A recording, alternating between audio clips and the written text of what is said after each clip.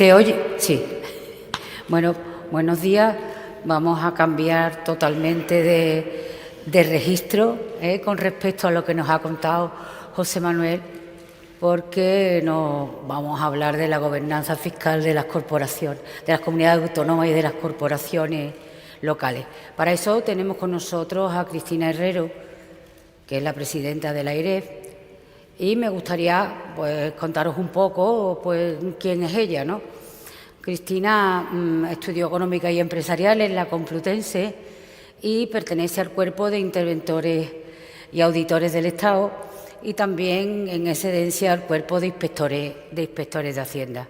Su carrera profesional la inicia en la Intervención General de la Administración del Estado, donde permanece bastante tiempo. Ha sido jefa, que lo tengo que mirar, de análisis y cuentas económicas, coordinadora para la elaboración de las cuentas anuales del sector público. También fue subdirectora general de Análisis Presupuestario y Organización Institucional en la Secretaría General de Coordinación Autonómica y Local. En ese momento realiza funciones de supervisión y seguimiento de las comunidades autónomas en el ámbito de la estabilidad presupuestaria y sostenibilidad financiera, así como en los procesos de reordenación del sector público autonómico y mecanismos de financiación habilitados por el Estado para el tema de los proveedores, no sé si os acordáis de esa época. Desde que se crea la AIREF, Cristina forma parte de ella y en el año 14 se convierte en directora de la División de Análisis Presupuestario, convirtiéndose así en la primera responsable de una de las principales funciones de la institución como garante de la estabilidad presupuestaria y sostenibilidad de las finanzas públicas. En el año 20, concretamente en el 3 de marzo, aunque ella ya ejercía de forma interina como presidenta de la AIREF, pues nombrada a través del Consejo de Ministros como presidenta. La presidencia de la AIREF tiene que pasar por el Congreso de los Diputados y una cosa que creo que es extraordinaria en los momentos en que vivimos, pues Cristina fue aprobada por todos los miembros, por todos los grupos parlamentarios. Eso creo que es un logro bastante importante y dice bastante de ella.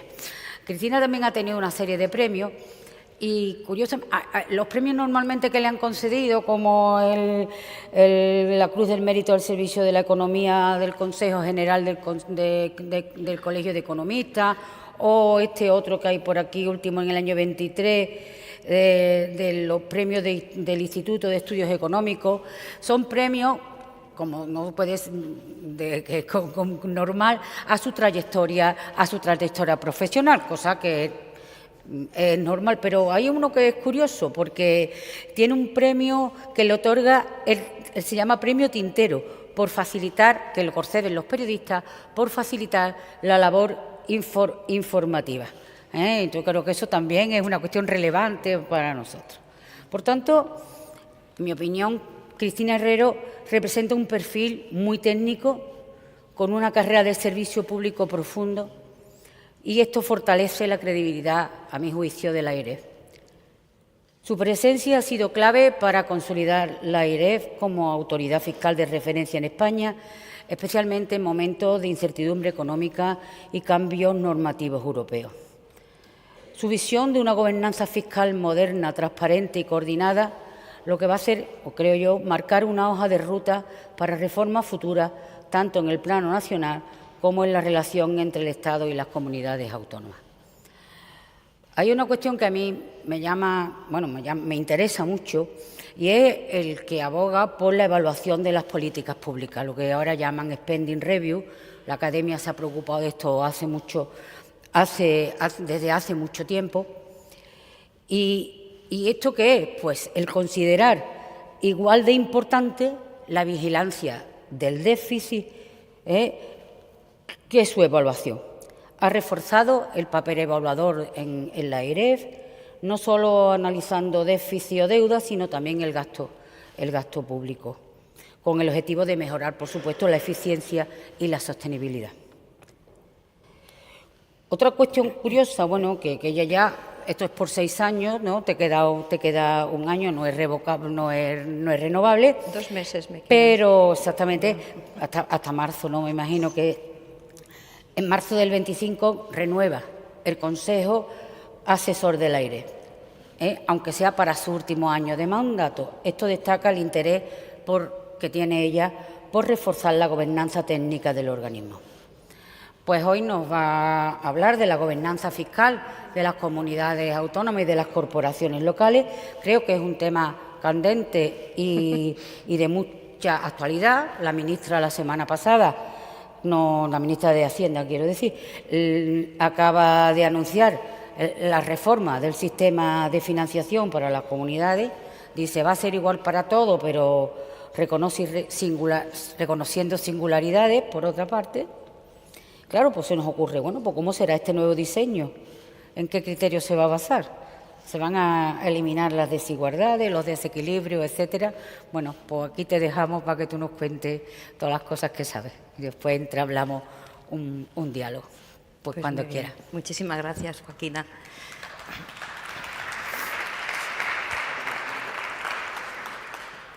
Yo creo que para que no me pase lo de a José Manuel, y puesto que ya me han puesto diadema, voy a bajar los...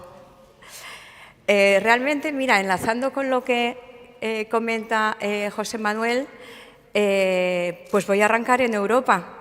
A nosotros, Estados Unidos, nos importa en la medida en que eso pueda provocar alguna reacción en Europa en lo que es el ámbito del marco fiscal, el marco de reglas fiscales, que es donde nosotros nos movemos. Y como en muchos otros retos que ha señalado antes José Manuel, también Europa tenía un reto en materia de marco fiscal nacional. Como sabéis, cuando se firma el Pacto de Estabilidad y Crecimiento, se tiene claro que si los países comparten una moneda, el problema de los free riders es importante y que es necesario que haya una disciplina fiscal, porque en cuanto haya alguien malo, el efecto contagio va a ser muy grande. Y entonces se van montando marcos fiscales nacionales al hilo de ese Pacto de Estabilidad y Crecimiento y ya se han reformado 3 veces. O sea que así como en otras cosas señalaba también José Manuel que no es fácil, el problema de la Unión Europea y Monetaria es que el término unión a veces pues no es del todo el que identifica los comportamientos, ¿no? Bien, se acaba de reformar el nuevo marco fiscal europeo y realmente es un marco que yo creo que revela que Europa ha aprendido de sus errores. Nos hemos dado cuenta de que es verdad que es necesaria esa disciplina fiscal, es necesario que la deuda tenga una senda asumible, es decir, garantizar la sostenibilidad, pero que para eso necesitamos que Europa crezca, que los países crezcan, que no solamente hay que actuar sobre la política fiscal, sino que hay que actuar sobre el crecimiento. Entonces, una de las principales características que tiene el nuevo marco de reglas fiscales europeo es que pone la sostenibilidad en el centro, pero con preocupación por el crecimiento económico. Para ello, la sostenibilidad deja de ser un objetivo concreto, un número. Es verdad que hay que converger al 60%. Ya sabéis que los umbrales del Pacto de Estabilidad son el 3% en déficit y el 60% en deuda. Pero ahora ya no hay un objetivo numérico todos los años de que los países que están por encima del 60 tienen que rebajar una 20ª parte del exceso de deuda. No, eso no se cumplía nunca, porque además esa regla era igual para todos los países con independencia de su situación de partida y con independencia de las perspectivas que hubiera. Ahora se cambia y, como no puede ser de otra manera, en nuestra opinión de manera acertada, la sostenibilidad no es un nivel de deuda. La sostenibilidad es una trayectoria de deuda, es una dinámica de deuda. Entonces, el nuevo marco lo que dice es que la deuda hay que colocarla en los países que lo tenemos por encima del 60, como es nuestro caso, en una senda descendente. Para eso se hacen una serie de análisis complejos, pero de ahí se derivan unos compromisos en materia de gasto. Y necesito contar un poco este marco porque ahora, cuando lo traslademos al ámbito subnacional, supone un reto importante todo este cambio de filosofía. ¿Cómo a una sostenibilidad y crecimiento económico el nuevo marco europeo? Pues de varias maneras. Pero sobre todo me interesan 3 principios, que son los 3 principios que tenemos que trasladar al ámbito subnacional, que son Diferenciación por países, es decir, la definición de sostenibilidad exige tener en cuenta una posición diferenciada. España no es Alemania, ni es Italia, ni es Francia. Entonces, se permite que haya sendas de ajuste diferentes en función de la situación de partida de cada país. De manera que, aunque es verdad que hay un escenario previo de la Comisión, es el propio Estado el que define su senda de ajuste. Esa senda de ajuste, que en principio es por 4 años, el plan tiene una vigencia de 4 años, se puede extender el ajuste a 7. España lo solicitó. Pero para poder extender el ajuste de 4 a 7 años es necesario comprometer reformas e inversiones que tengan un impacto positivo sobre el crecimiento económico. De esta forma tratan de aunar lo que decía, ¿no?, este principio de sostenibilidad con el de crecimiento. Y luego sí que es verdad que hay 2 cláusulas de escape. Una general, que se aplicaría, por ejemplo, si ahora ocurriera la pandemia o si hay una recesión que afecta a la totalidad de Europa. Pero también hay una cláusula nacional que la pueden solicitar activar cada país si a un país en concreto le está afectando una situación excepcional que escapa del control de las administraciones públicas. Esa cláusula nacional es de la que han hecho uso ya varios países, en concreto 16, para acomodar el incremento del gasto en defensa. De manera que la activación de esa cláusula implica que, aun incumpliéndose los compromisos, no se va a activar un procedimiento de déficit excesivo, es decir, no se van a aplicar sanciones porque esos países al aumentar el gasto en defensa, puedan incumplir los compromisos. España no lo ha solicitado.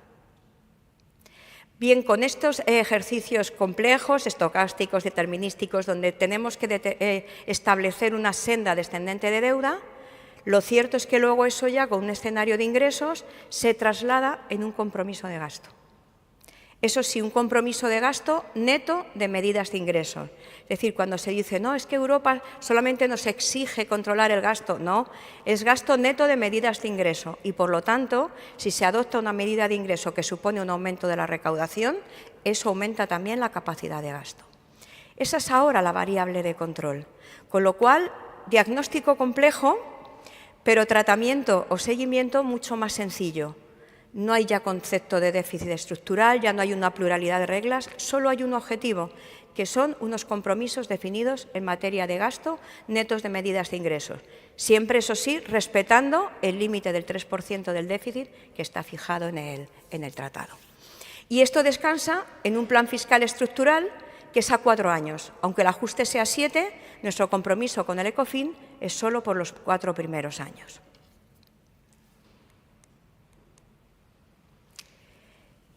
Bien, hemos presentado ya un plan fiscal estructural y lo que ahí se derivan son una serie de compromisos en materia de crecimiento del gasto.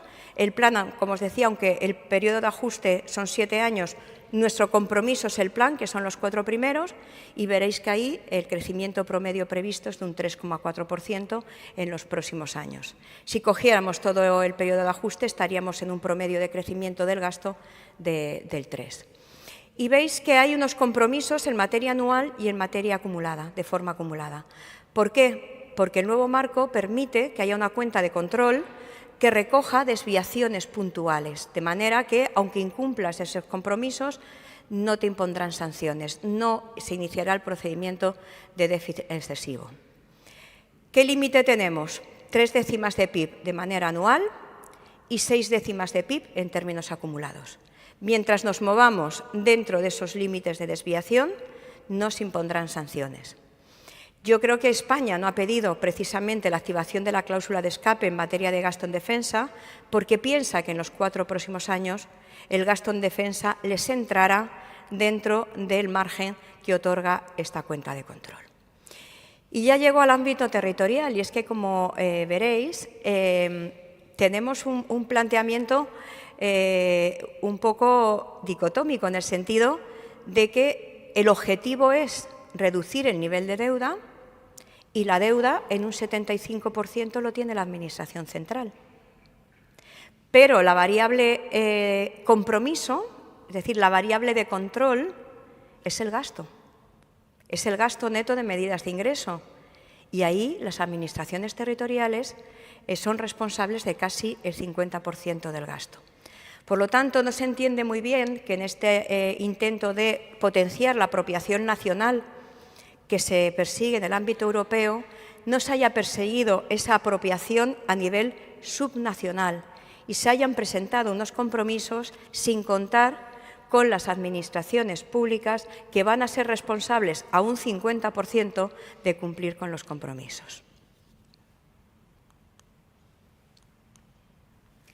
Bueno, pues ahora lo que nos falta es ver cómo estamos posicionados para poder cumplir con esos compromisos, tanto a nivel nacional como luego vamos a verlo a nivel territorial.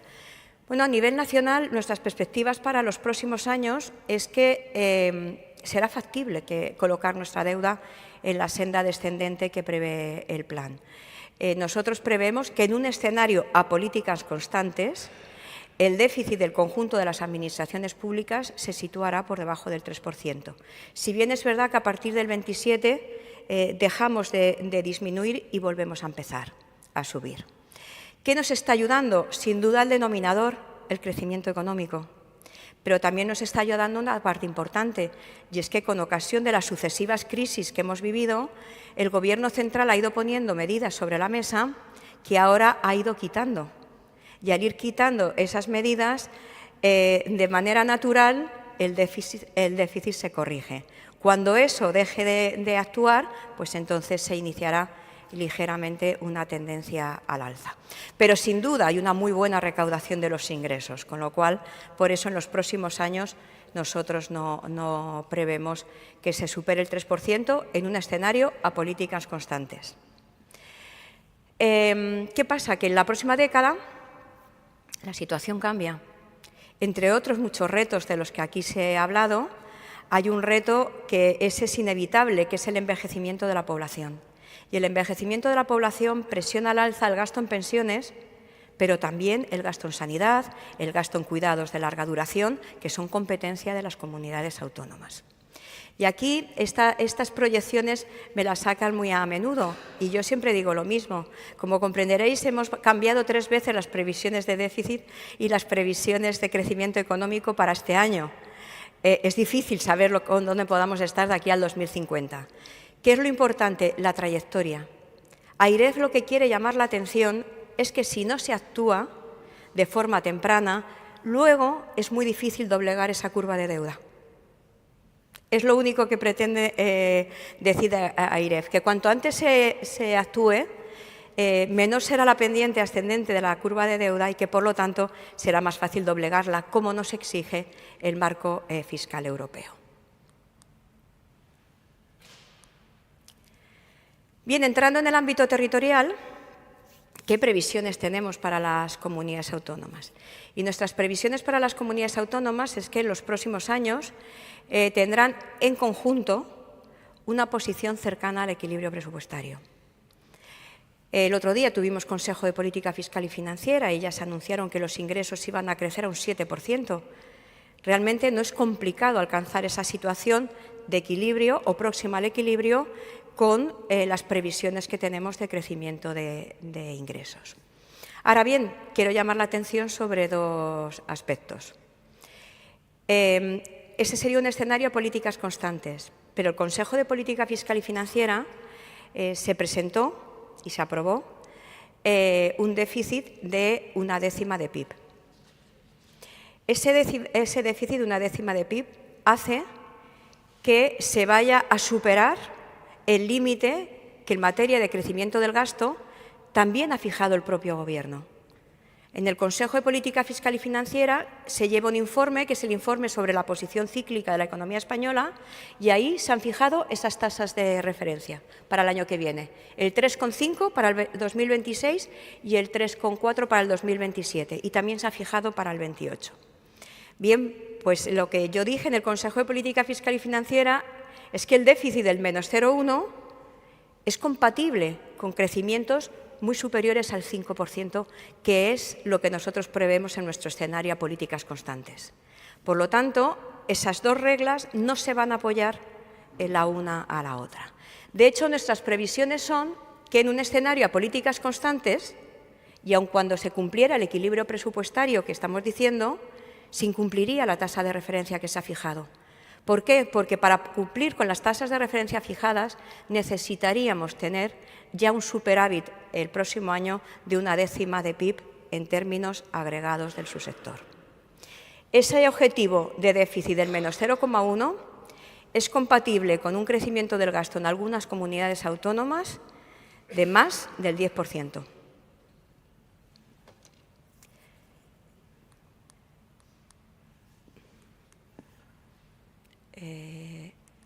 Ay, no, me he saltado a las locales.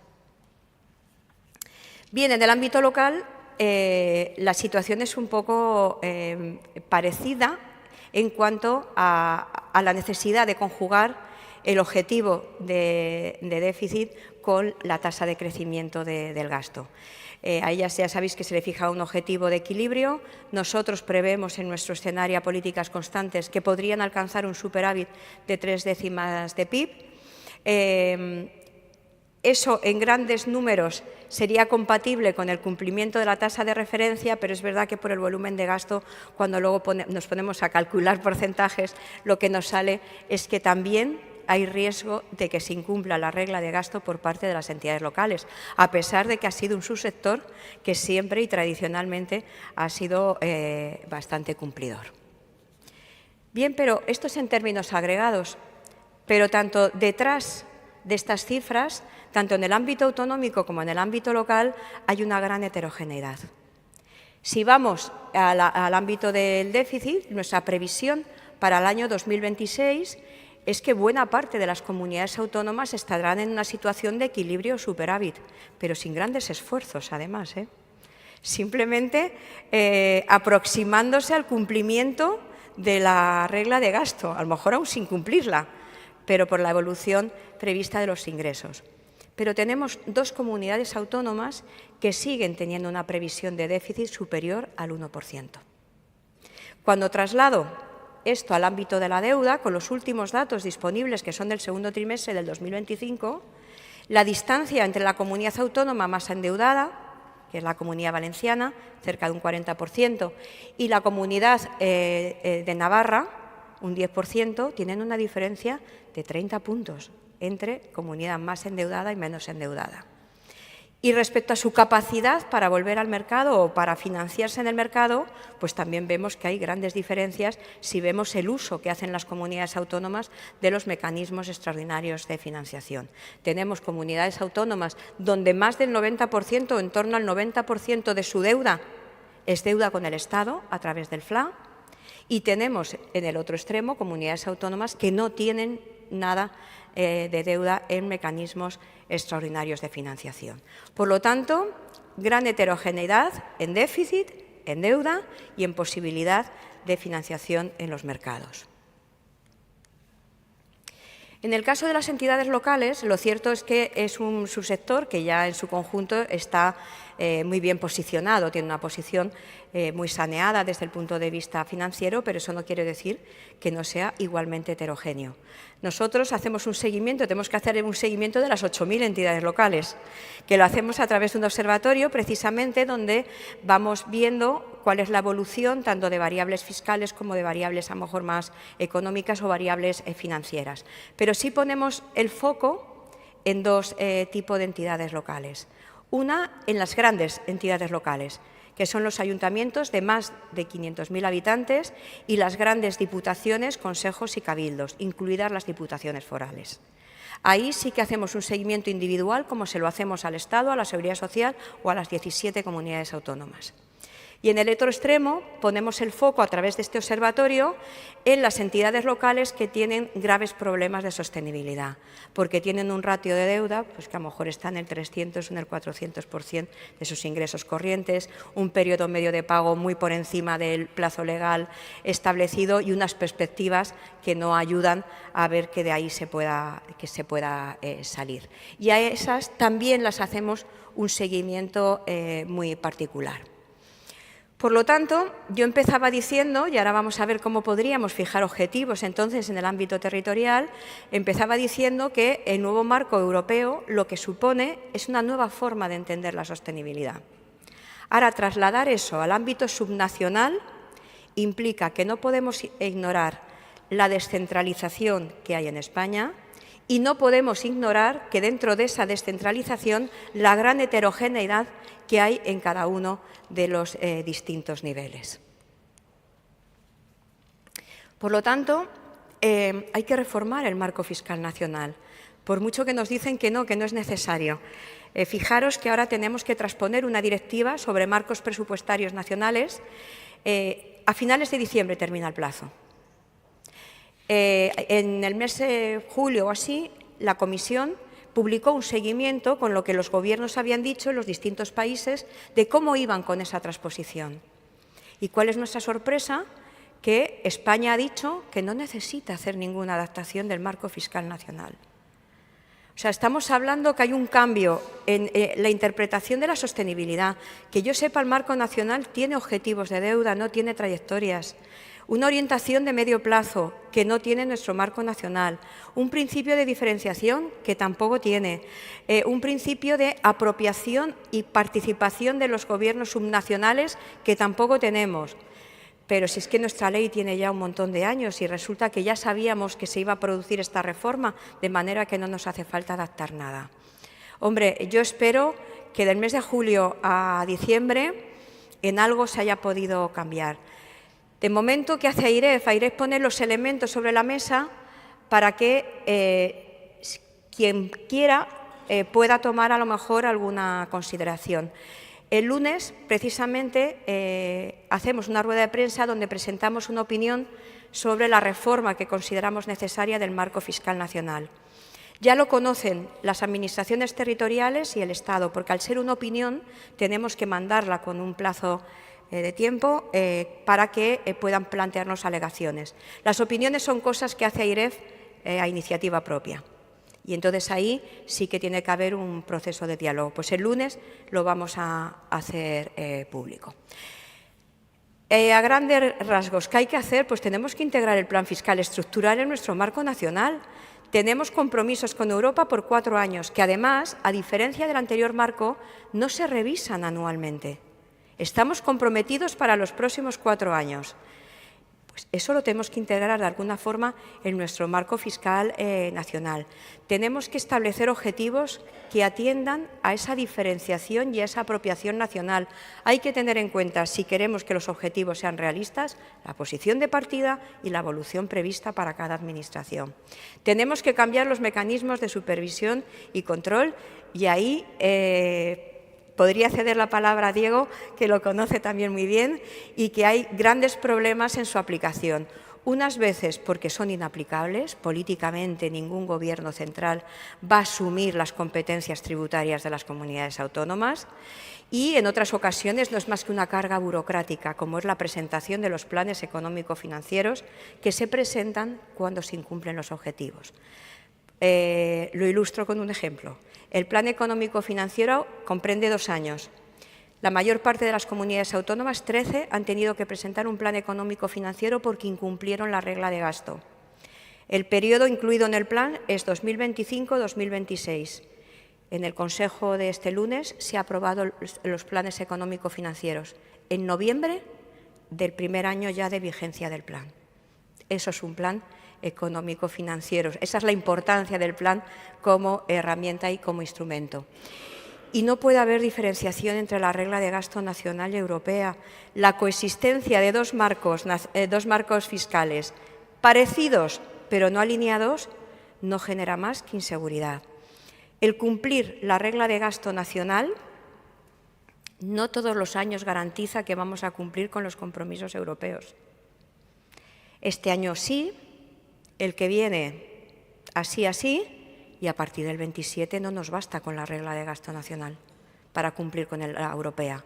Porque también aquí dicen que no hace falta aproximar una y otra, y simplemente porque os hagáis una idea, a pesar de que la definición es gasto primario neto de medidas de ingreso, el marco europeo permite considerar no solamente las medidas de ingreso permanentes, sino también las temporales. No incluye las operaciones no recurrentes, las llamadas one-off, el marco nacional sí, y el marco europeo no incluye la cofinanciación nacional de los proyectos de inversión cofinanciados por Europa. En la nacional sí se incluye la parte de la financiación nacional. Bien, pero claro, alguien me puede decir, sí hay que cambiar el marco fiscal nacional, pero es una ley orgánica. Estamos como para modificar una ley orgánica. Bien, pero lo que no podemos hacer es cruzarnos de brazo porque no podamos hacer eso. Hay que hacer algo. Y entonces, nosotros en el último informe ya recomendamos al Ministerio de Hacienda que podía hacer algo en la fijación de los objetivos para integrar el marco fiscal nacional y europeo. Lo primero, habría que homogeneizar la regla de gasto europea y la nacional. Eso, por supuesto. Y para eso, a lo mejor se podría explorar no tener que reformar la ley orgánica, sino a través de alguna norma de rango inferior, incluso a lo mejor alguna guía por parte de la intervención general, algo se podría hacer. Pero, mientras tanto, ¿qué tendríamos que hacer? Partir de la tasa de referencia nacional. La propuesta de objetivos que se ha presentado, es la de todos los años. Un objetivo de déficit, un objetivo de deuda y de repente un informe sobre la posición cíclica de la economía donde se fija la tasa de referencia. No hemos aprendido nada, no hemos interiorizado nada.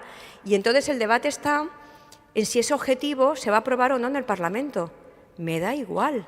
Si hay una tasa de referencia, ahí tienes el objetivo. Es que me da igual, es que el objetivo de déficit tiene que salir después. Entonces, hay que partir de la tasa de referencia como parte la europea. Y esa la tenemos en el informe de posición cíclica de la economía. Ahora, eso sí, tenemos que garantizar que eso nos permite cumplir con los compromisos europeos. ¿Y qué hay que hacer entonces antes de pasar de la tasa de referencia al déficit? Hacer el cálculo con estos ajustes que yo os he dicho que habría que hacer entre la nacional y la europea y ver si, cumpliendo la nacional, cumplimos los compromisos europeos. Sí, adelante. Traslademos esa tasa de referencia a objetivo de déficit y deuda, que ese sí se podrá modificar anualmente para adaptarlo a la realidad. Lo que no se podrá adaptar son los compromisos de gasto, igual que en el europeo. ¿Hacemos la conversión? ¿No es suficiente? Pues entonces hay que meter un ajuste adicional antes de pasar al objetivo de déficit, porque tenemos que cumplir con los compromisos europeos. Y eso posiblemente, del 26 lo tenemos un poco en duda porque nos parece que se incumpliría el 0,3 de desviación anual, pero que sí que se estaría dentro del acumulado. Entonces no tenemos claro que la Comisión vaya a activar un procedimiento de déficit excesivo no excediendo de los límites acumulados. Pero claramente habría que hacerlo en el 27.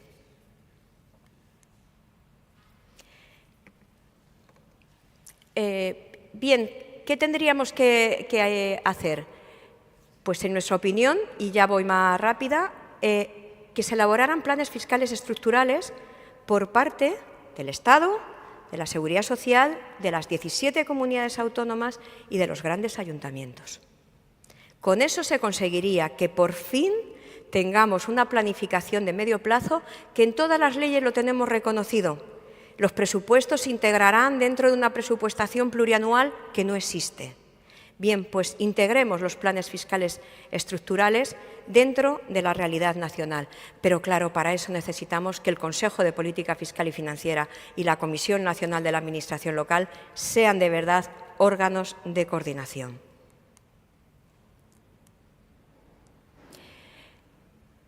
Eso sí, alguno podrá pensar, pero ¿cómo se va a hacer una planificación a 4 años si no sabemos lo que va a pasar? Comentaba antes Joaquina, ¿no?, sobre el sistema de financiación. Claro, necesitamos, para poder elaborar un plan fiscal estructural, necesitamos un marco fiscal claro y con información. Y eso significa que tenemos que conocer finalmente qué va a pasar, qué adaptaciones se van a hacer al marco fiscal nacional. Tenemos que saber qué va a pasar con el sistema de financiación. El otro día se expusieron grandes principios que son más o menos comunes a todos los sistemas de financiación. Falta mucho por hacer y nos falta saber cuándo por fin entraría en vigor. Ahí las comunidades autónomas que tienen más problemas de financiación volvieron a reclamar un fondo transitorio en tanto se aprueba el sistema de financiación. No sabemos todavía muy bien qué va a pasar con los mecanismos extraordinarios de financiación, si va a seguir habiendo extrafla, que parece que el Gobierno está un poco reticente a que lo haya, y yo estoy de acuerdo que no tiene sentido una condonación si sigue habiendo extrafla, pero también es verdad que si tenemos comunidades con una previsión de déficit de más del 1 y se le pone un déficit del menos 0,1, es difícil pensar que no va a necesitar extra FLA para financiar el exceso de déficit respecto a los objetivos. Propuesta concreta. Llevar al ámbito territorial los principios de visión de medio plazo, diferenciación y apropiación nacional. Y eso significa que dentro de las comunidades autónomas tenemos que diferenciar la posición en la que se encuentran. Comunidades autónomas que ya están por debajo del umbral de deuda previsto por la Ley Orgánica de Estabilidad, en tanto no se modifique. Bien, estas comunidades autónomas podrían crecer a la tasa de referencia del plan estructural, pero antes del ajuste que se ha introducido para garantizar la convergencia de la deuda nacional al 60%. Es un poquito más alto. Es decir, ellas ya han cumplido, ya están por debajo de ese umbral. Demos un poquito más de margen, que además de alguna forma sea un incentivo positivo para colocarse en una posición más saneada. Aquí podríamos dejar eso, tasa de referencia, pero antes del ajuste nacional, o incluso el PIB nominal. Lo que pasa es que el PIB nominal ahora mismo tiene unas tasas de crecimiento grandes que de alguna forma tendríamos que matizar.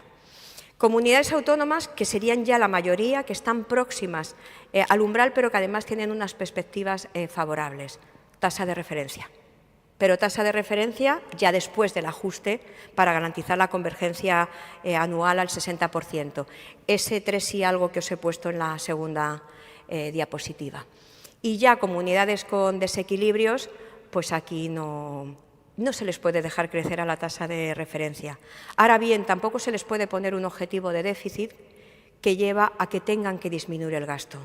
Eso nadie se lo cree, nadie lo puede soportar y eso al final es una pérdida de credibilidad. El déficit del menos 0,1 lleva a que dos comunidades autónomas no solamente no pueda crecer el gasto, sino que tenga que disminuir.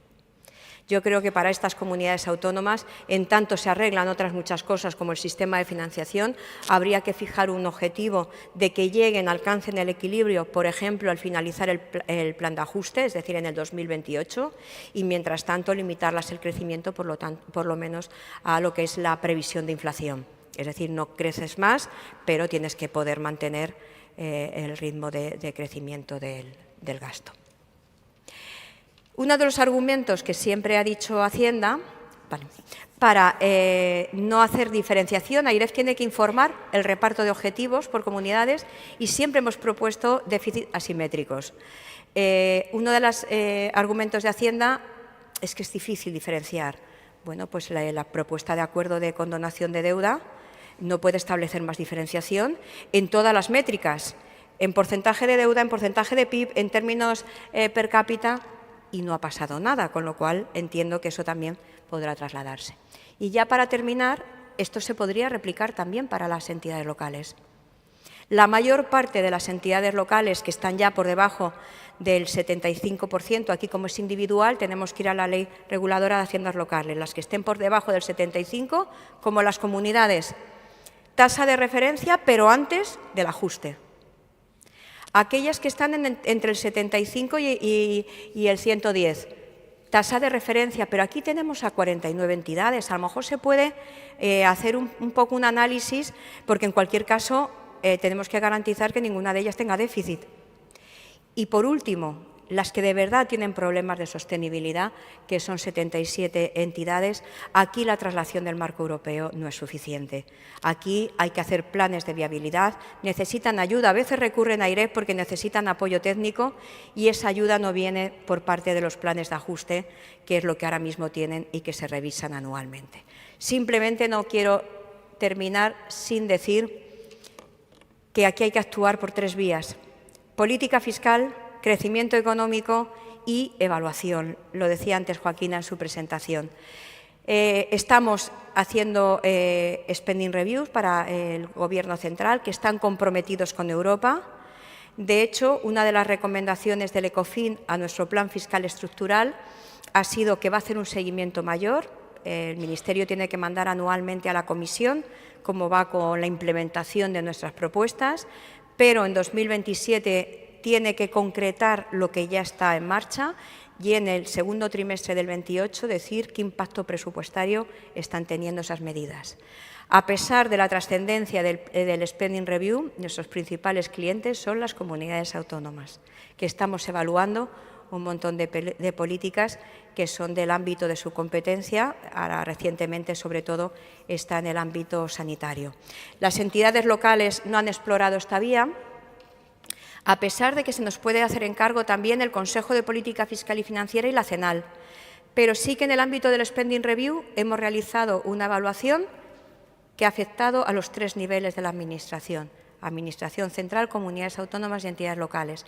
Y aquí los ayuntamientos les está siendo, por lo que nos dicen, de gran utilidad una herramienta interactiva que hemos puesto donde pueden consultar las experiencias, tanto en España como a nivel internacional, que hay en materia de gestión de residuos municipales y aquellas prácticas que la Comisión considera que es una buena práctica de cara a alcanzar los objetivos señalados en Europa. Pues muchísimas gracias. Uy, no sé si se oye. ¿A qué hora viene tu coche? Ya, pero tengo tiempo. El AVE sale a las 12:30. Vale. Bueno, vamos un poquito pillados, pero si hay alguna pregunta que le queréis hacer a Cristina. ¿Quién? ¿José Manuel?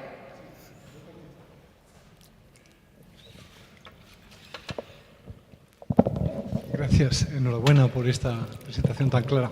Una pregunta basada en mi ignorancia, porque dado el problema de adaptación de directivas, ¿por qué no reglamentos? Es decir, ¿hay algo que impida que en esta materia los reglamentos se utilicen más que las directivas? Porque un reglamento te soluciona ese tema, ¿no? Y una segunda, ¿qué efecto está teniendo en todo este diseño la prórroga presupuestaria recurrente del 23, vamos a entrar en el 26 con presupuesto prorrogado en todo este gran diseño? Porque aparentemente se puede uno manejar en muchas cosas con el mismo presupuesto de hace 3 años. Pues mira, respondiendo a la primera, no, la regulación fundamental está en reglamentos, ¿vale? Tenemos, el Pacto de Estabilidad se desarrolla en un brazo preventivo, que es cuando estás por debajo del 3% en déficit y por debajo del 60% en deuda, y uno correctivo, que es el procedimiento de déficit excesivo al que me he referido, que es cuando excedes de ahora ya de deuda, sería por el cumplimiento de los compromisos, pero el 3% sigue estando en vigor. Entonces, se han modificado los reglamentos. O sea, todo esto que he contado está en los reglamentos. La directiva lo que busca es que los marcos nacionales se fortalezcan de manera que ayuden a cumplir el europeo. Entonces, ahí lo que fija, por ejemplo, son qué características debe tener un marco fiscal nacional, esta orientación plurianual, qué información estadística debemos tener, qué información se debe ofrecer al público y, por ejemplo, por ponerte el ejemplo de la AIREF, de las instituciones fiscales independientes, en la directiva se establece que tenemos que tener una nueva función, que es que tenemos que evaluar la solidez, la coherencia y la eficacia del marco fiscal nacional. O sea, la directiva va más a los marcos nacionales, no al cumplimiento del marco europeo. Pues es que tristemente estamos viendo que se puede gobernar perfectamente con presupuestos prorrogados. Es que lo estamos viendo. A mí cuando me preguntan, ¿es posible? Sí. ¿Es conveniente? No. Y sí que es verdad que nosotros hemos hecho algún análisis, algún cálculo, y sí que cada año que pasa es más difícil. Resulta más difícil acomodar la realidad a ese presupuesto prorrogado. Pero ¿cuál es el problema de verdad de que no haya presupuestos? En este momento no sabemos nada de la Administración central. Nada. No hay proyecto de presupuestos. El plan fiscal estructural que se presentó no tiene detalle por sus sectores, es el total administraciones públicas. Antes la actualización del programa de estabilidad por lo menos iba por sus sectores, ahora no, hay un total. No ha presentado plan económico financiero, que de igual forma que lo han presentado las comunidades, el Gobierno central también tiene que presentarlo si incumple los objetivos. No lo ha hecho nunca, ojo, ni este Gobierno ni ninguno de los anteriores. Pero ¿cuál es la diferencia? Que antes sabíamos algo y ahora no sabemos nada. De hecho, cuando nosotros nos pronunciamos sobre la Administración central, lo que hacemos es dar nuestro escenario central y ir viendo la ejecución. Sí que si comparamos lo que pasaron con los techos de gasto, que sí que se presentaron, que no sirve de mucho, fíjate con el revuelo que se monta en la prensa sobre el techo de un 8, un no sé qué, un 8 parecía que se había aumentado el techo de gasto en el 24, y si luego lo limpias de los fondos, el plan de recuperación, transformación y resiliencia, y tienes en cuenta la ejecución del año anterior, el incremento era del 0,5 y no del 8. Cuando vas viendo qué va pasando con los créditos definitivos y cómo se va modificando, lo que sí que vemos, por ejemplo, es que en la prórroga del 24 no les hizo falta recurrir a modificaciones presupuestarias prácticamente, de incremento. Encontraron acomodo con el margen que tenía. El presupuesto nunca se ejecuta al 100%. Pero ya para el 25 han tenido que recurrir en mucha mayor medida a medidas de incremento. ¿Cuál es el coste? Que si presentan un proyecto, bueno, primero nos enteramos de cuáles son las intenciones del Gobierno. Luego ya veremos si las puede hacer o no en función de que la aprueben el presupuesto. Pero se negocia una vez. En un presupuesto prorrogado, cada vez que quieres hacer un crédito extraordinario o un suplemento de crédito, que es lo que te permite seguir avanzando en la realización de políticas, lo tienen que negociar porque eso necesita un decreto ley que tiene que pasar por el Parlamento. Y eso es agotador. ¿Nos da tiempo de otra o nos tenemos que ir? Bueno, Diego, ya en la última. Hombre, a Diego le contesto. A Diego sí, Diego sí. A lo mejor a otro no, pero a Diego le muchas tengo que gracias, voy a ser muy rápido también. Estaba deseando escuchar este tema, tú lo sabes que lo llevo siguiendo y sí. Estaré muy pendiente el lunes, por supuesto. Una especie de duda contra argumento. Si en definitiva vuestra propuesta consiste en trasladar la tasa de crecimiento del gasto primario neto ajustado al resto de administraciones con alguna cualificación, puede que alguna de estas administraciones, comunidades autónomas con bajos de deuda o muchos ayuntamientos, miles de ayuntamientos digan, oiga, si esta tasa de crecimiento viene como consecuencia del endeudamiento de las administraciones públicas españolas y nosotros tan solo somos responsables de un 10%, de un 15%, de un 25% de ese endeudamiento, deberían cualificarme ustedes la tasa de crecimiento de mi gasto porque yo no soy responsable de todo ese endeudamiento. ¿Podéis contraargumentar en ese sentido, Cristina? Gracias. Por supuesto que ese es el problema que pueden plantear y por eso yo empiezo diciendo de esto somos responsables todos. Porque es cierto que del 75% que tiene la Administración central, todos sabemos que con la última pandemia y con la última crisis, el endeudamiento de las comunidades autónomas no aumentó. ¿Por qué? Porque la Administración central asumió en la totalidad la crisis, dando fondos extraordinarios y tal. Entonces, eso de que del endeudamiento de la Administración central no son responsables los demás, ahora con los mecanismos extraordinarios de financiación, si finalmente se produce la quita de deuda, pues también habrá una parte que podría ser achacable. Pero tienes toda la razón y, de hecho, yo he partido, porque si no, no me iba a dar tiempo, del supuesto de que ese 3,5% europeo, que no sabemos cómo se reparte, es para todos igual. Pero no estoy mintiendo, pero no estoy diciendo toda la verdad. Y es que en los compromisos europeos entra la seguridad social. Y la seguridad social, la previsión que tenemos de crecimiento de su gasto es de por encima del 4%. Tenemos tasas del 3,2%, que en los años siguientes van a ser más bajas. Alguien tiene que asumir. Si no vamos a actuar sobre la seguridad social, sobre el gasto en pensiones, alguien tiene que asumir el exceso de crecimiento del gasto de la seguridad social, con lo cual ya estaríamos en una situación en la que los demás no podrían tener esa tasa de crecimiento. Con lo cual, toda la razón.